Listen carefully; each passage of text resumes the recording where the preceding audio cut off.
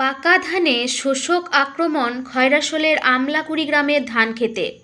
চলতি বছর ২০২৫ সালে বর্ষা নেমেছিল খুব ভালোভাবে। ধান বীজ বপনের সময় থেকে ধান রোপণের সময় পর্যন্ত বৃষ্টি ভালোভাবে হয়ে আসছে।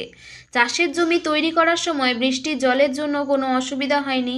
কৃষকরা ভালোভাবে জমি তৈরি করার সুবিধা পেয়েছিল এবং মনের আনন্দে তারা জলে ভিজে কষ্ট করে ধান চাষ করেছিল। এবছর ভালো বৃষ্টির মধ্যে দিয়ে চাষাবাদ ভালো হওয়ায় কৃষকদের মনে বিপুল আনন্দের সাড়া পড়ে গিয়েছিল।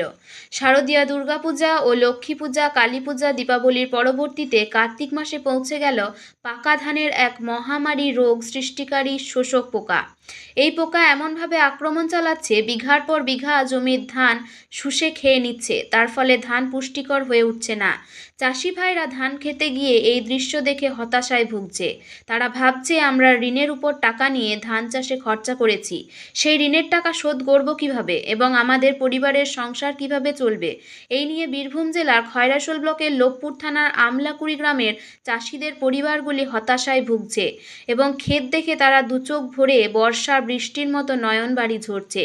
চাষিরা ধানে ওষুধ স্প্রে করেও কোনো সুফল পাচ্ছে না ও এ প্রকার আক্রমণকে দমানো যাচ্ছে না। তাই কৃষকরা তড়িঘড়ি ধান কাটার কাজে নেমে পড়েছে। এ বিষয়ে লোকাল নিউজের মুখোমুখি হয়ে আমলাকুড়ি গ্রামের কৃষকরা কি বলছে শুনুন। খয়রাশোল থেকে বিশ্বজিৎ ঘোষ ও সৈয়দ আব্দুল আলিমের রিপোর্ট, লোকাল নিউজ।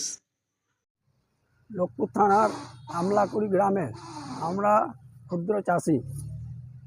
এখন আমাদের ধানের যা অবস্থা, আমরা ধান তুলতে পারছি না। এই অবস্থাতে যাতে আমাদের সুরাহা হয়, কি করে বেঁচে থাকবো তার সুব্যবস্থা করুন।